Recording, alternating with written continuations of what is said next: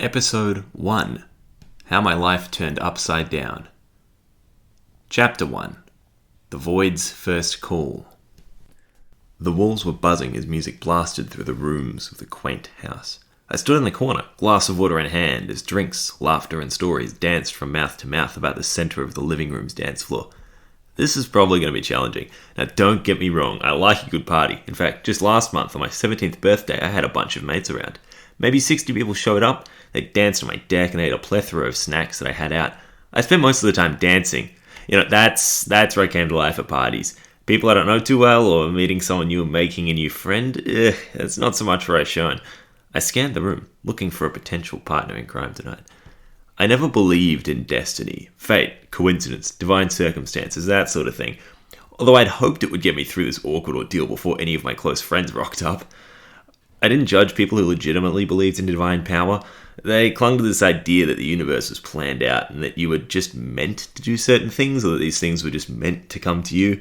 To me, it all seemed like a concept well grasped by those without motivation or inhibition, to those who always saw holy intervention over coincidence in the most mundane of circumstances, and discredited the work of surgeons to the divine hand. Still, I hoped for it. A man could dream that life would be handed to him. I remembered a conversation that I'd had with my dad about this, as he lay sprawled out on the couch after a long day of work, still in his detective uniform, with a glass of red in one hand and the dog curled by his feet. He glanced at me with his knowing eyes and smug grin, and told me that there's no greater joy in life than being alone at a party. To be quite honest, I never remembered how we got onto talking about being alone at a party, but that was Dad, always full of unsolicited wisdom. "You get to make whatever you want out of the night," he said. "Don't know anybody? Great. Be totally yourself. Be whatever you want to be. The world's an odd place. You'll find yourself pushed into the right corners. It works like that." This corner seemed fine, at least now, until I gained some confidence. I peered outside, through the window. The party continued in and around the pool. I considered going in, and the invitation even said to bring bathers, but I didn't see myself as cool enough to breed to that crowd. This was Penelope Pappas' 18th birthday after all. Private school girl. Very cute. And her friends were all way above my league. The invitation had taken me totally by surprise. To James Gray, it had read. "I know it's been a few years since we really chatted, but I'd love it if you'd come around to my 18th on the 10th of the 1st, 1998. There'll be a few people from primary school there too. It'll be fun. Deliver your RSVP to this address."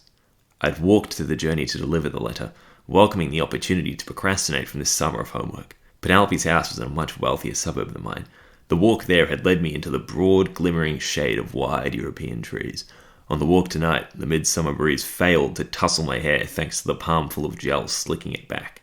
The fences were all high and white, with little speaker boxes by the gate that you had to ring to be let in. My best friend Tom and I used to play ting-tong ditch with the buzzers on this street when we were little. I chuckled at the memory. He was the only one of us brave enough to do it, and it wasn't even challenging for him. Penelope's house was set apart from the others by a bouquet of balloons jailed to the front fence.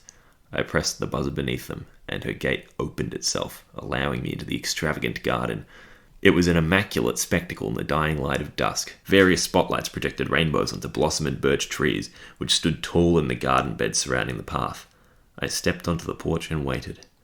I heard footsteps skipping towards the door, past the buzz of the bass rocking the house. When finally it swung open, I remembered why I had a crush on Penelope back in primary school. She held herself by her tiptoes on the doorframe, teetering on massive heels. When she recognized me, her blue eyes popping behind her long platinum hair, she shook into excitement. "James Gray," she proclaimed, wrapping herself around me. My hands froze and my face blushed red. I didn't know how to respond to the hug I wasn't expecting, and with every passing moment it became even weirder for me to lean into it. I couldn't afford a faux pas. "Hey, Penny," I laughed awkwardly, pulling a hand into my pocket and searching for her card. But it wasn't there. Hit with panic, I inspected my other pocket, and then my back pocket, and then my first pocket again, and finally resorted to the pocket of my left arse cheek, the last place I'd ever put anything. And there it was. Well, if not reciprocating a hug in time wasn't awkward enough, handing somebody a birthday card which had been rubbing on your ass has got to be a close second. It was a hand-drawn card too. A little more sentimental, I seem to think. But it mainly saved me money, that's why I did it. "Oh, James, you didn't have to," she smiled. "Here, come in." Penelope stepped aside, ushering me through. Her heels clacked harshly on the hardwood floor. "I don't think there's anyone here yet who you know, but Give it about 15 minutes. I'm going to put this away and I'll say hi to some people. I'll be able to show you around. Thanks, Penny. I damned my inability to show up to anything even casually late. If I was willing or able to be cooler, maybe I'd have at least an acquaintance here already instead of beating them all here. My breath became shorter, constricting. Sweat came to my brow. I would have to meet somebody new and go out of my way to be charming. I hope Dad was right about the world. That's how I found myself stewing in the far corner. I could have joined any group, really, I considered. In the center of the room were some people who were dancing. How odd would it be to dance over and say hi? But no, it's more likely that I'd be some weird intruder. I'd be that guy. The guy who tried to outdance your group of friends. I hummed, looking at my watch. It had only been 15 minutes and my world was already collapsing. I sighed and peered to the snack table. Nothing better to take your mind off crippling social anxiety than filling your face with garbage. But there, by the table, I saw her. Standing by a plate of fairy bread, guiding the sprinkle-coated treat into her mouth with poise and restraint of a queen. Her dress was long and proper, and she held herself tall in it, standing fully but not pompously. She scanned the room my way, turning her face, revealing its sharp lines and bold features. She had an ancient beauty, not a girl you'd call pretty, but a woman you'd call commanding. Her face held power. On her chest, a gold locket shimmered in the disco lights. I had to talk to her. Her eyes passed over mine, assessing the crowd. Deep and blue, I felt myself fall into them, streaming into an endless, gentle abyss. Thrown into space itself, I soared past stardust, flying in the slingshot of a giant black hole, radiating in its soft green glow. I reached out to it and I touched its horizon, speckles of green lapping around my fingers and splashing off my hands. The world was a bliss glide. Here, there was only happiness, and I was a part of it in this constant stream.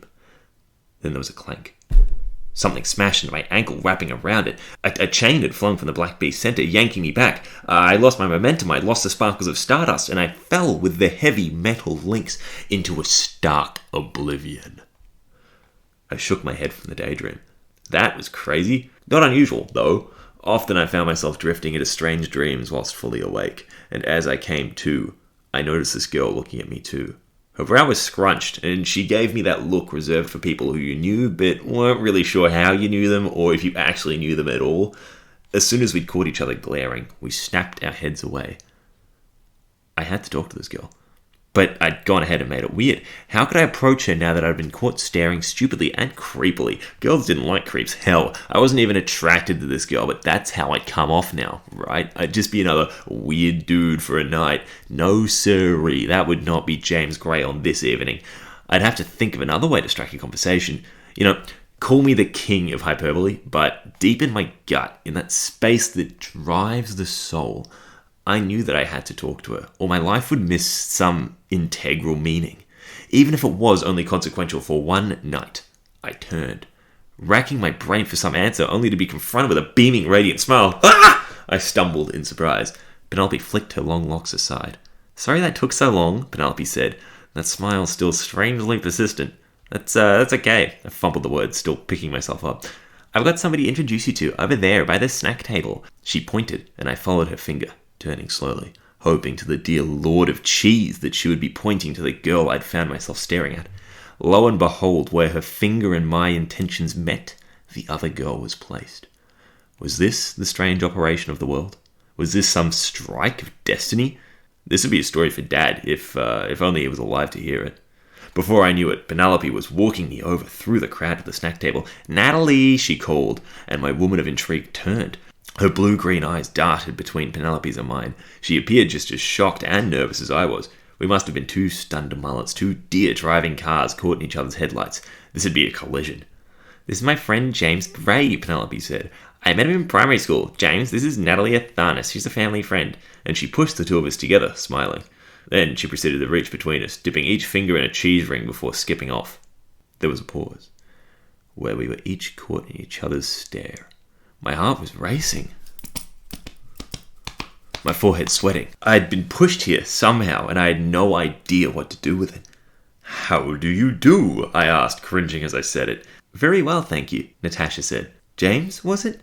Yes, I smiled. Natasha? Natalie. Oh, I cringed, twice as hard. Lovely to meet you, Natalie. I burned her name deep in my brain. Natalie. So, Natalie, how do you know Penelope? Well, my mum used to tutor her, so I was always around here in high school, she said. So, how about yourself? Just primary school, really, I smiled, dragging my feet through the tension of nervousness. At least she was nervous too, or she could have just been bored. It was hard to tell. Then I realized there was a silence. Was I supposed to go on? I didn't want to screw this up now. So much for destined conversation. So, where do you go to school? I asked. I just moved to Leslie Grammar, she said. I moved from down by the beach to live with my dad for year 12. My jaw dropped, my heart raced, and I'm sure some stupid smile crawled itself to plaster across my face. Geez, I'm from Leslie Grammar, and I'm in year 12 as well, I exclaimed. What? She chuckled. No way. Yes way, I beamed. That's so cool. It's almost like destiny, I mused to myself, if you counted meeting somebody who you go to school with as divine intervention. So, do you live around here? I asked, before I realized how weird that sounded. Because we can catch the train together if you do, was where I was leading, but that wouldn't have been obvious to her. Actually, I do, she smiled. I mean, I'm on the other side of the train line, but I walked here. Ha! I blurted. I'm also from that way. I'm surprised we didn't bump into each other on the way here. Oh, you got here way too late for that, she scoffed. I was a whole 10 minutes early, or 5 minutes late as I call it. And she was uncool too. This couldn't be. My nervousness had burst into elation. My otherworldly strong compulsion to talk to this girl had resulted in a maybe friend. Are you catching the train to school then? I asked, and before she could answer, because we can catch the train together, if you like. She paused, considering the offer. Well, that'd be lovely, James, she smiled, and outstretched a hand to be shaken. But before our hands touched, she withdrew. Only if you get to school half an hour early, though. I'm not turning up right on time, you know. Try an hour early, I smirked, and our hands met for a done deal. We continued chatting, the party swirling around us. People came and went, buzzing through their evenings, churning between places and creating stories. But none of it mattered. The world moved on, but Natalie and I were caught in a stasis. We moved to the nearby couch, engrossed in each other's words. She used to live with her mother by the beach, but moved up to do year 12 at a private school, living with her father and maternal grandmother, whom she called her Yamitse. I didn't know what language that came from, nor did she, but we connected on both having ethnic grandmothers, hers being Yamitse and mine being Baba. She'd been dancing since she could walk, surfing from even younger, and spoke Greek at home. I tried to impress her with my early morning rowing, my stories of music and school, and my Italian-Macedonian heritage. I checked my watch. Lord of cheese, it's almost 9:30 and I haven't had a dance, I gawked, standing. Do you want to dance? I mean, I don't care if you don't. I'm going to go anyway. To this music? Natalie huffed, rolling her eyes. It's a sing-along garbage song. And what did you have in mind? I quizzed. You'll see. She strode through me, across the room, over to the cabinet by the sound system. She cut a path straight through the dancing girls, not a care in the world, and reached for a CD high in the stack. She pressed the eject button right in the middle of the current song. My jaw went slack. Such a faux pas drew boos from the crowd, but they continued to bounce off Natalie's skin. She pushed play. The bass was plucking, and it was asynchronous. It jived with the drums panning over the top, right in each beat where the bass wasn't. My head clucked like a chook, my feet moving themselves. Oh, I nodded. Damn! The groove had me, entranced even before the guitar swooped in, spear tackling my soul. It was alight now, my limbs moving. Damn, Natalie, I laughed, striding into the center floor. I know, she said smugly. Her body moved fluidly, swaying between beats. She had an inertia to her rhythm, which was hard to ignore. Like a tidal force, she swung her arms around. Then there was a splash. My leg was wet. I paused, and between Natalie and I, my cup of water had fallen off its perch. It wasn't unknown for my dancing limbs to make drinks fly, but I was certain I didn't hit it, and Natalie was nowhere near close enough to make it drop.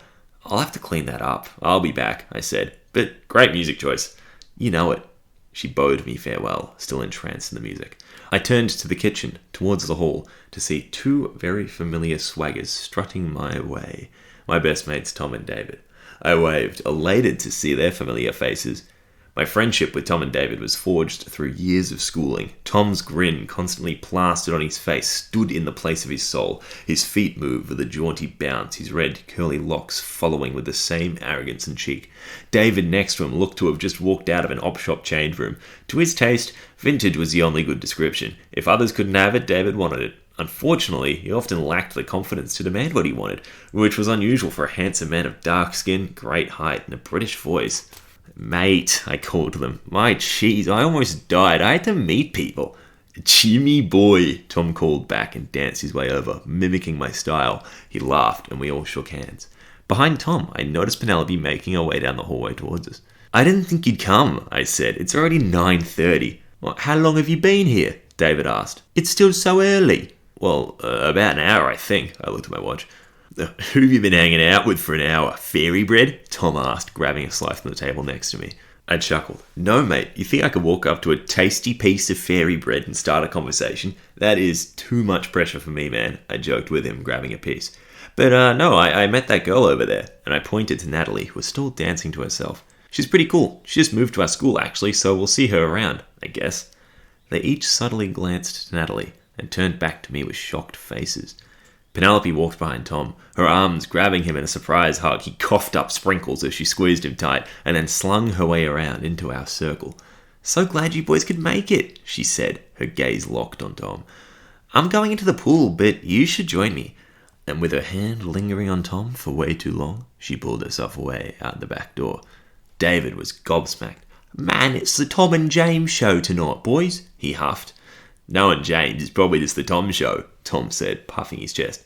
Hey, I just made a friend tonight. I backed away from the implication. Nothing more, Tom show it is. Don't let Penny get away, Mr. Man of the Hour.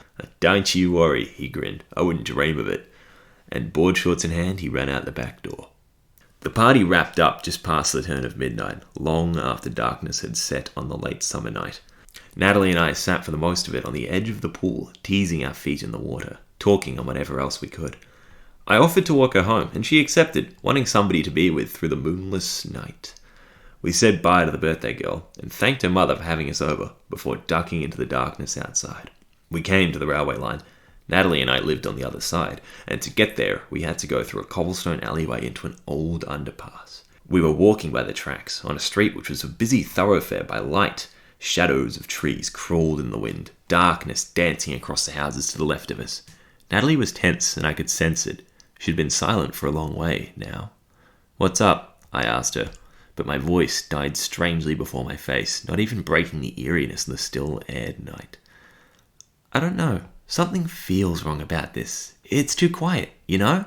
It's also 2 a.m, I joked, looking to my watch. I think that's expected, but when I looked up again, I saw a shadow figure dart between 2 cars, and it gave me such a fright that I ground to a halt, frozen. Don't you get that feeling when you know people are around? She asked me, grabbing my hand to pull me along. I could see her hunching, stalking even, as we towed towards the alley underpass. I know that people are around. Shoes screeched in the alleyway, followed by the dull thud of flesh on stone. A man grunted loudly. 3 men's voices started growling, their speech inaudible. Frozen, my first instinct was to run away, and I stomped my foot down to do so before my world fell in on itself. My very being screamed at the idea of running, squirming in my gut. Strangely, every compulsion was telling me to stalk closer, to see what was happening. Just like that compulsion which guided me to meet Natalie tonight, I felt that I had to obey this. Doing anything else would be wrong. The 2 of us, in unexpected unison, stalked closer, foot by foot, clinging to the corner of the alley. We peeked around. There were 4 men in the alleyway, standing under a singular pool of dirty orange light. One was being held up against the wall by 2 men in pinstriped suits. Another man in a red suit stood in the middle of the way, facing the hostage and growling. His nose was held high, his complexion dark and mysterious, his posture mighty against his frail victim. Do you know what family means, my friend? He spoke in a thick French accent. There are goals about family. You don't want protection from the angry mobs and racists out there? That is your decision, but do not drag the rest of us down that hole. Our goals? I shouted. That was a name that my police detective father had taken home with him. Natalie, we shouldn't be here, I whispered, grabbing her arm. These guys are in a dangerous gang. They don't use guns. The man reached across his body and unsheathed a sword. As he drew it, the leading edge erupted in flames, creating a wall of yellow fire down the blade's sharp side. The flame was liquid. It oozed and spewed from the tip of the weapon and dripped onto the cobbles. He swung it into the ground and it spat a line of fire directly between the victim's legs. The asphalt of the gutter melted and tar bubbled at the hostage's feet. "Flamethrowers!" I squeaked, but couldn't bring myself to look away from the situation, let alone fathom leaving it. The big man in the suit swung the sword around his body, fire recklessly flying all over the floor. "Now, tell me," he demanded as he stabbed the ground. The tar melted to make way for his hot weapon. "Why shouldn't we kill a rat like you?" Movement in the distance caught my eyes. In the far shadows lurking by the underpass, I saw a light blue glow. A pair of rectangular cyan eyes with a glowing partition between them, spying. As soon as I'd seen them, I noticed another pair, the pink circular lights, on looking from above the fence. And then I saw a purple pair and a darker blue pair and a yellow pair, all glowing eyes stalking in the darkness. They were all moving, ducking in and out from behind shadows, except the cyan pair, which stood their ground firmly at the end of this lane. They were bobbing up and down as if the owner was walking closer.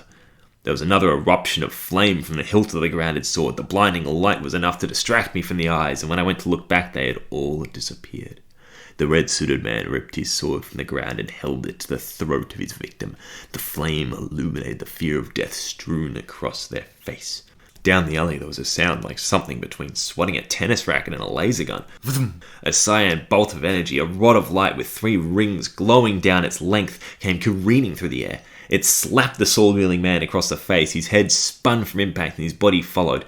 He tumbled to the ground. The sword's flame immediately extinguished, and the weapon itself smashed into the asphalt where it shattered like glass.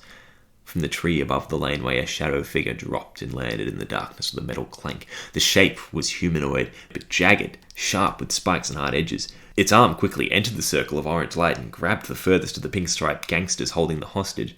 Its arm and hand were armored, its wrist was skinny, its fingers too slender and long to be human. Before I could analyze anything more, the arm pulled away and the man fell into the shadows with it. The last gangster standing dropped the victim and drew his own weapon, a long wooden staff which seemed to come out of nowhere. Before he could even use it, a shadow, moving too fast to illuminate, rocketed past Natalie and I from the street beyond. It grabbed him on the way through and the man was dragged across the stones into the black darkness. The victim didn't look much more relieved than he did before. He was backing himself up to the wall for safety against the new shadowed terror. The owner of the cyan eyes bobbed through the blackness. They stepped into the edge of the light. Like the other figure, this one appeared humanoid, but covered in sharp and hard-edged armor. They had a large, silvery chest plate and shoulder coverings. On the ends of the shoulder plates were little lightning bolt ends.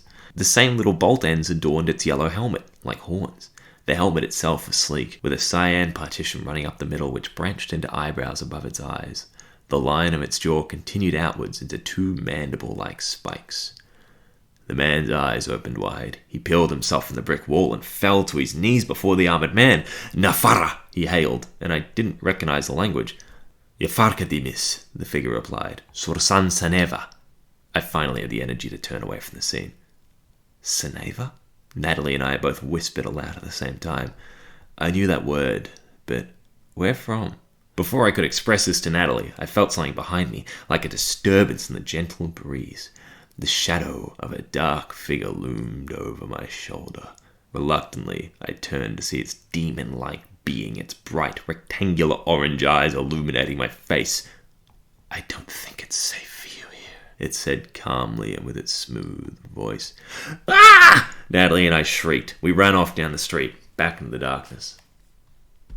Alright, and that's it. That is chapter 1. So, if you thought that the voices in that were stupid enough, don't you worry, there's only 25 more episodes of this shit, and the voices are only getting weirder, so hang on to your horses, because I haven't embarrassed myself enough yet. If you want to share it around, I know everybody would say shit like, "Oh my god, like, subscribe, share it," but really it'd help me out. and I'd love for more people to hear the story and get on board.